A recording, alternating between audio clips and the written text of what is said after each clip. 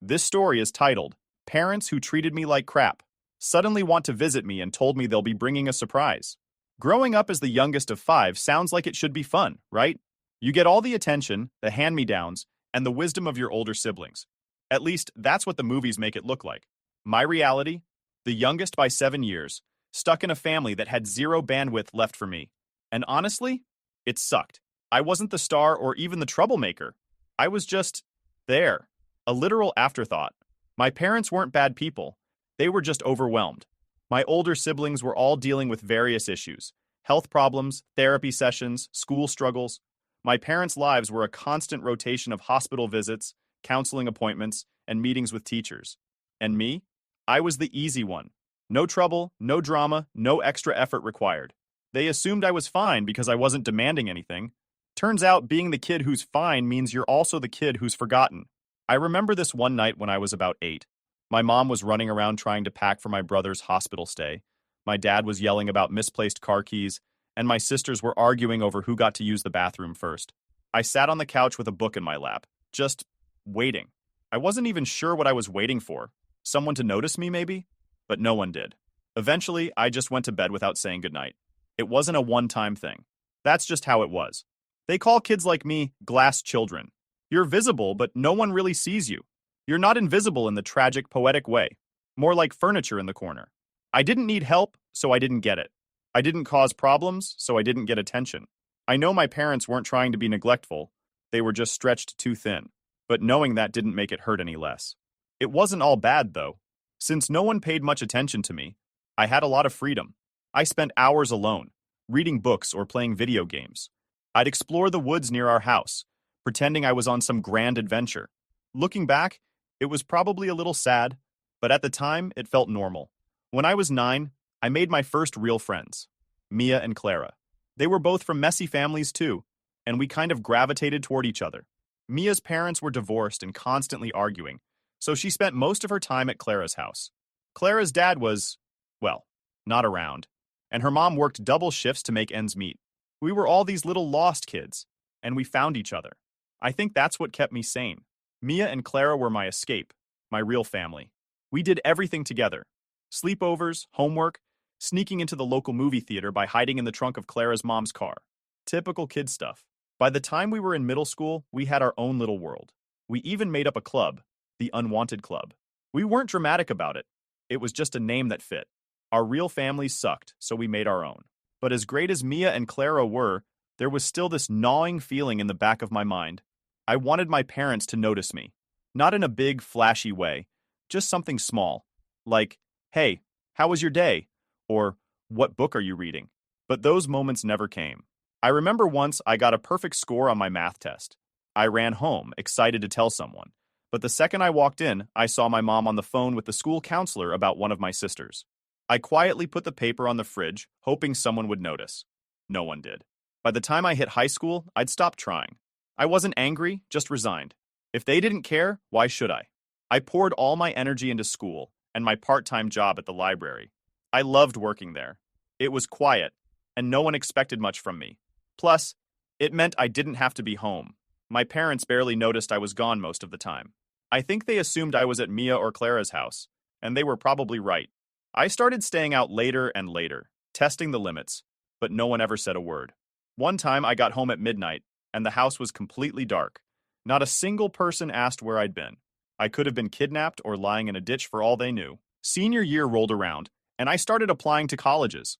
I didn't tell anyone. Not my parents, not my siblings, no one. I didn't see the point. They wouldn't care until they had to care. And by then, it would be too late. My friends knew, of course. We made a pact.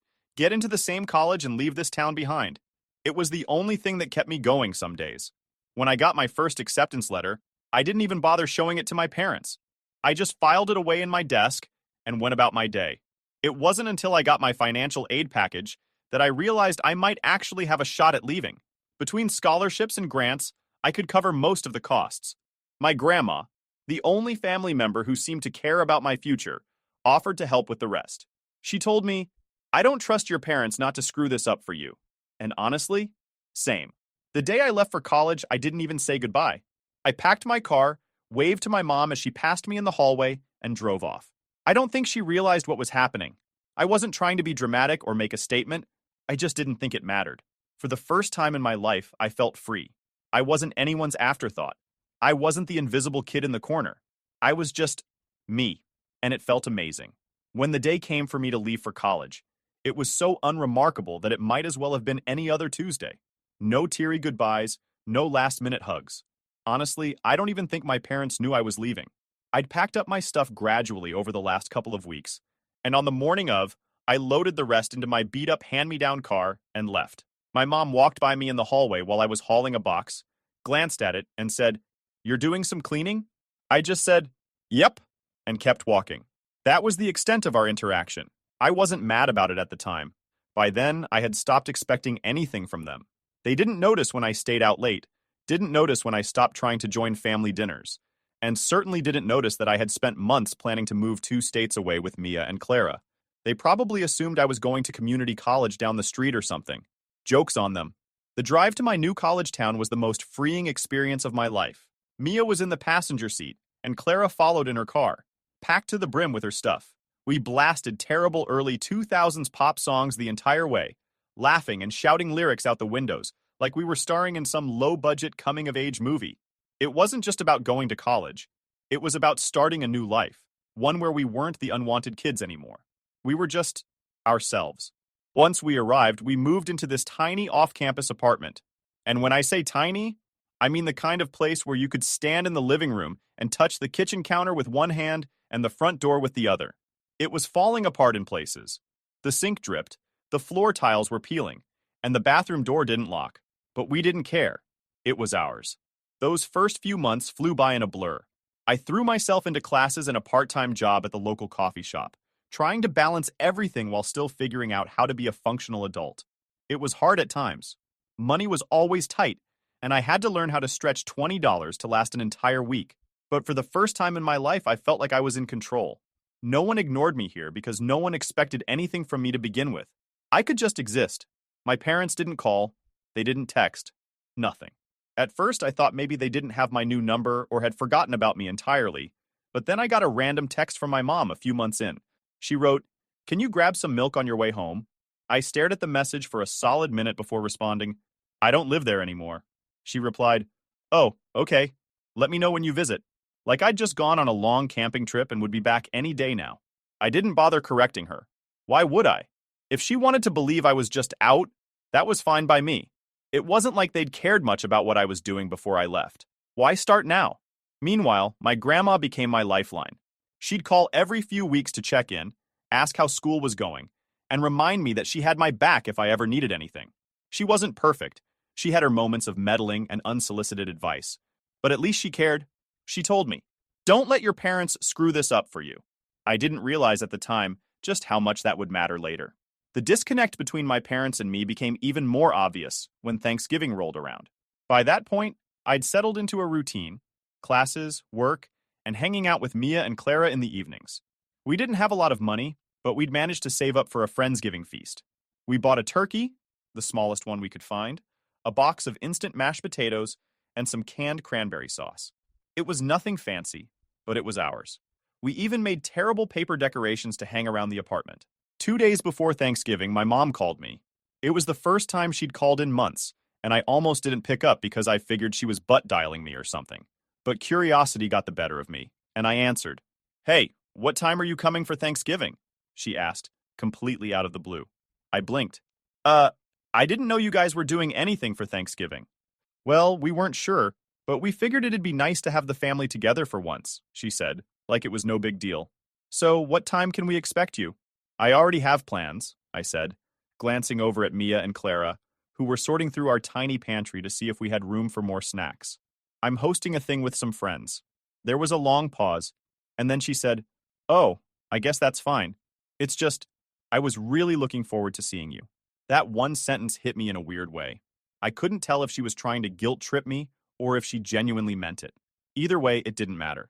She'd given me 2 days' notice, like I could just drop everything and drive 2 states over to play Happy Family with people who barely remembered I existed. "I'm sorry, but I can't make it," I said as politely as I could. "Maybe we can catch up another time?"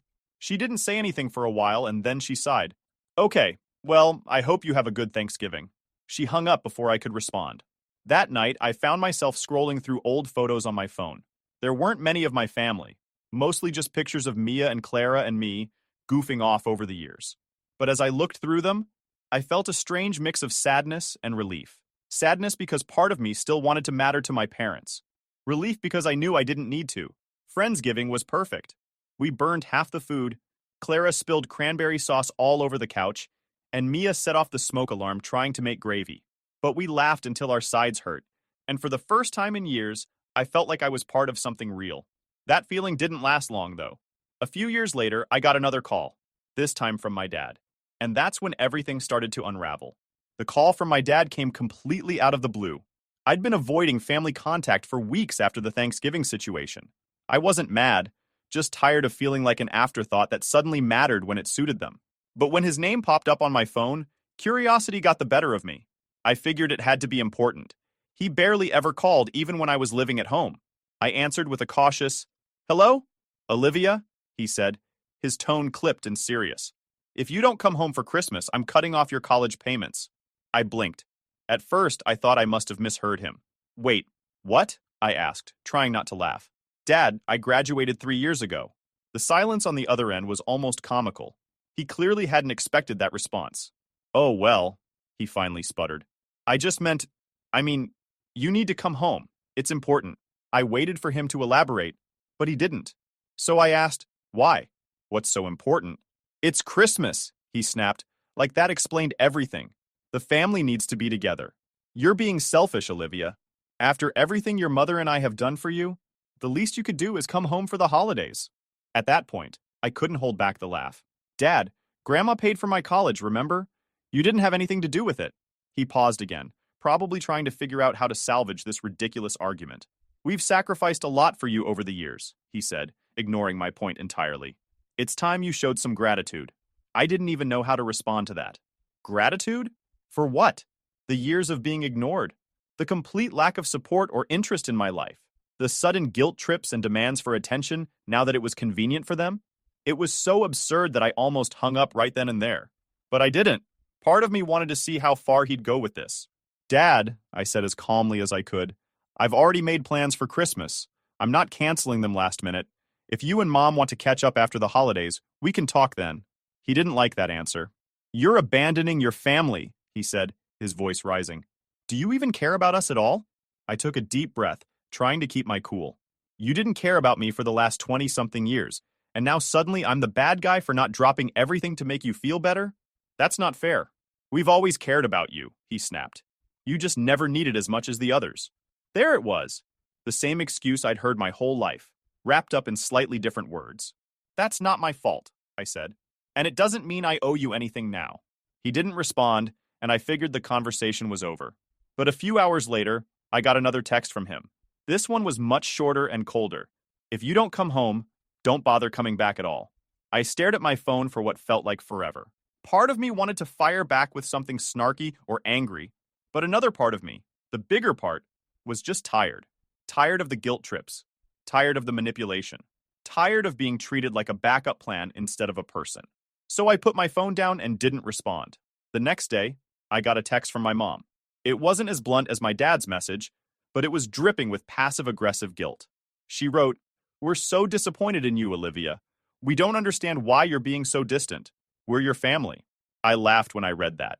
Distant? I'd been distant my whole life, and they were just now noticing? It was almost funny, but as much as I wanted to let it roll off my back, there was this tiny part of me that felt that old, familiar sting of guilt. That little voice in the back of my mind whispering, "Maybe they're right. Maybe you are being selfish."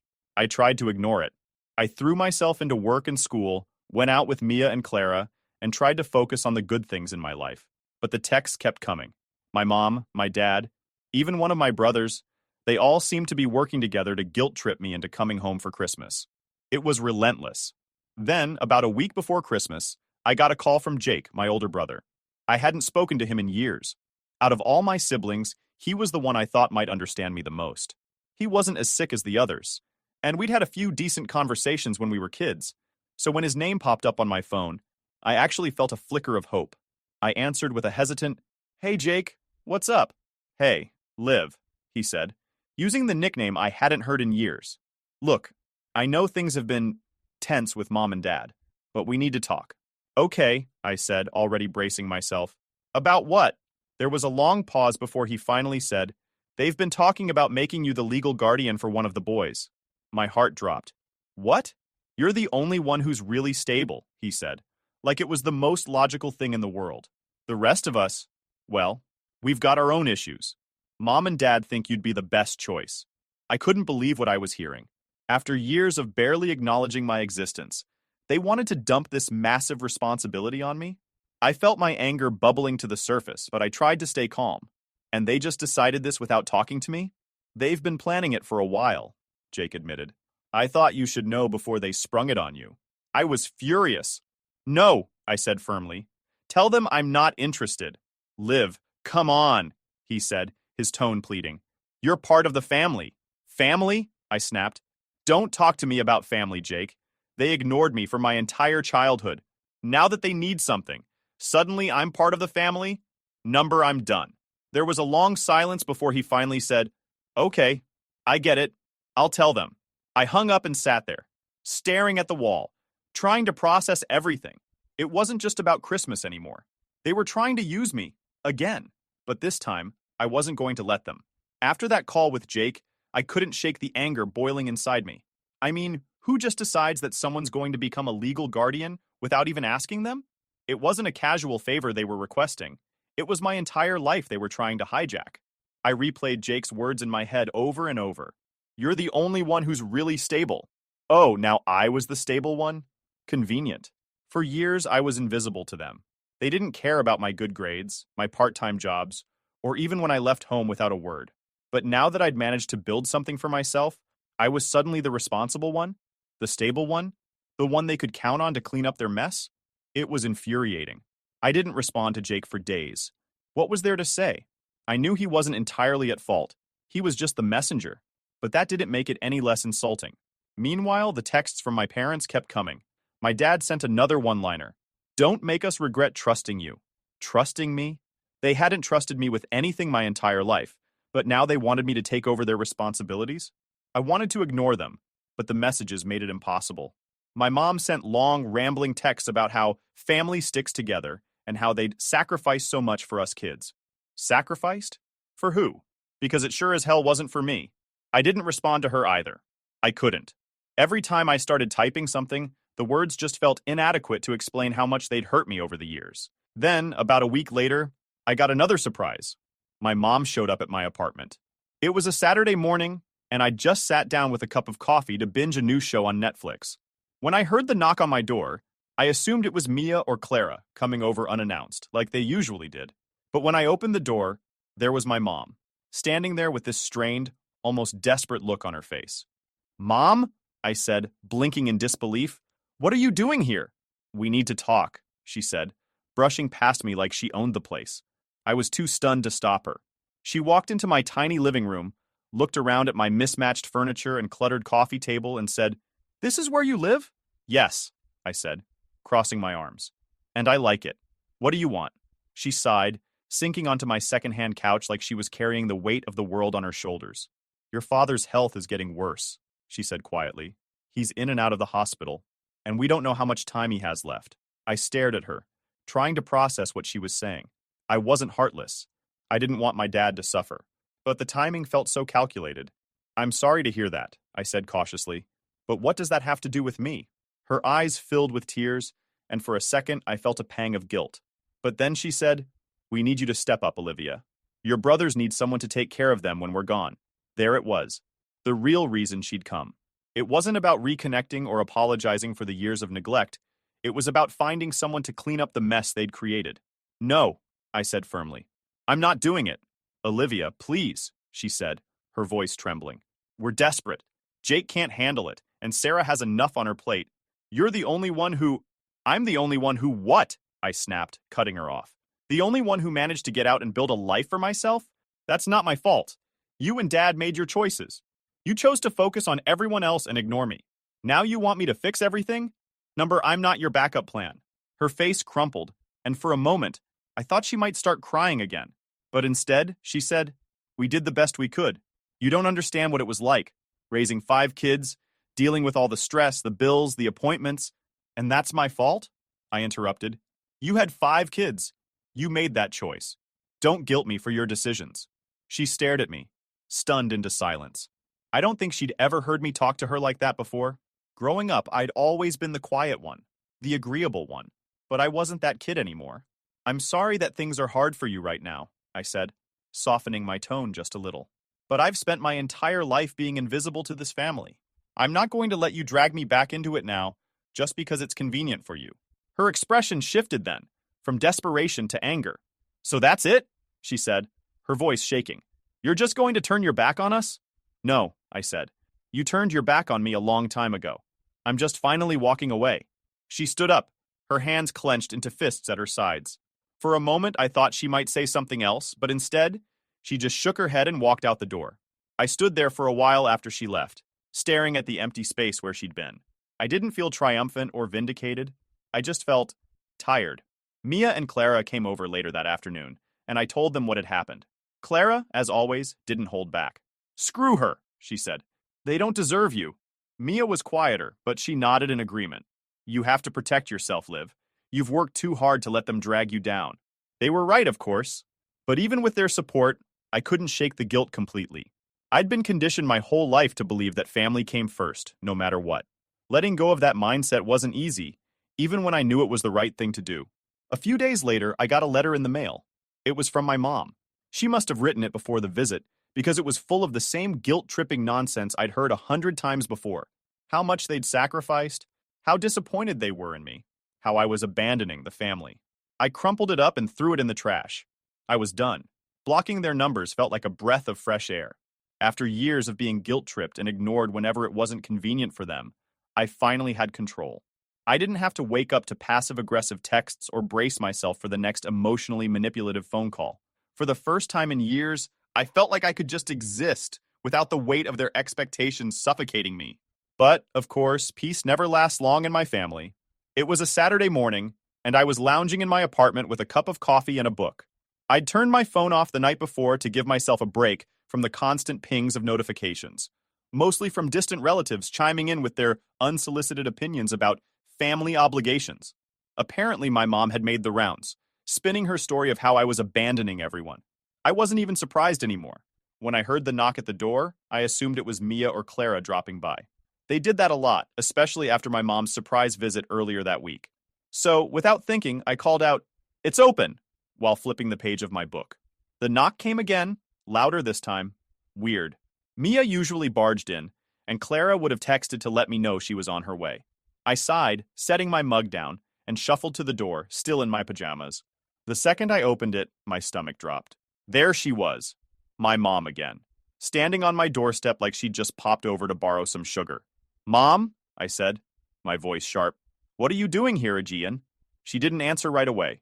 Instead, she gave me this strained smile that didn't reach her eyes and said, "Can I come in?" "No," I replied flatly, crossing my arms. "Whatever you want to say, you can say it here." Her face fell, but she didn't budge. "Olivia, I'm not here to fight. I just want to talk." I let out a frustrated sigh. "We've already talked. You showed up uninvited, dumped a pile of guilt on me, and then left. What more is there to say?" Her voice softened, and she clasped her hands together like she was trying to keep herself from breaking apart. "Your father's getting worse. The doctors don't think he has much time left." There it was, the card she'd been waiting to play. The "your father is dying" card. I should have seen it coming, but it still hit me like a punch to the gut. I wasn't heartless. I didn't want my dad to suffer. But after everything they'd put me through, I couldn't just drop everything and rush to their side. That part of me, the part that would have sacrificed anything for their approval, was gone. "I'm sorry to hear that," I said carefully, keeping my voice steady. "But this still isn't my responsibility." Her eyes widened like I'd just slapped her. "How can you say that? He's your father. And I'm his daughter," I shot back. "The one he ignored for 25 years. The one who wasn't worth noticing until he needed something." "That's not fair," she said, her voice trembling. "We did the best we could." "Did you?" I asked, my anger bubbling to the surface. "Because from where I'm standing, it looks like you chose to focus on everyone else and left me to fend for myself. And now, because I actually managed to build a life for myself, you're trying to drag me back into the mess you created. That's not my fault, Mom. Her face crumpled, and for a moment, I thought she might cry. But instead, she straightened up, her expression hardening. So, that's it? You're just going to turn your back on your family? I stared at her, feeling the weight of her words settle over me. No, Mom. You turned your back on me a long time ago. I'm just finally walking away. For a moment, she didn't say anything. She just stood there, staring at me like she didn't recognize the person in front of her. Maybe she didn't. The Olivia she knew, the quiet, obedient girl who never caused problems, was gone. This Olivia wasn't going to bend over backward to please people who'd never cared about her in the first place. Finally, she shook her head and muttered, I don't even know who you are anymore. That makes two of us, I said, my voice cold. Maybe if you'd bothered to get to know me when I was a kid, this wouldn't be such a shock. Her lips pressed into a thin line, and she turned to leave. But before she stepped through the door, she looked back and said, You'll regret this one day, Olivia. When we're gone, you'll wish you'd been there. I didn't respond. I didn't trust myself to. I just closed the door behind her and leaned against it, feeling a strange mix of emotions swirling inside me. Relief, sadness, anger. They were all there, colliding with each other in a way that left me feeling completely drained. Mia and Clara came over later that day, and when I told them what had happened, Clara was furious. She has some nerve, she said, pacing the living room like she was ready to fight my mom herself. I swear if she shows up here again, I'll handle it. Mia was quieter, sitting beside me on the couch with a look of concern. Are you okay? She asked. Yeah, I said, though I wasn't entirely sure it was true. It just feels final, you know? Like this is the last straw. That's because it is, Mia said gently. You've done everything you can, Liv. They made their choices. Now it's time for you to make yours. She was right. For years, I'd let their guilt and manipulation control me, even when I thought I was free. But this was my breaking point. I wasn't going to let them take any more from me. Later that night, I blocked my mom's number, along with my dad's and Jake's. I even went through my social media accounts, tightening up my privacy settings and blocking anyone who might try to intervene on their behalf. It felt drastic, but necessary. For the first time in my life, I wasn't just surviving. I was choosing myself, and it felt like freedom.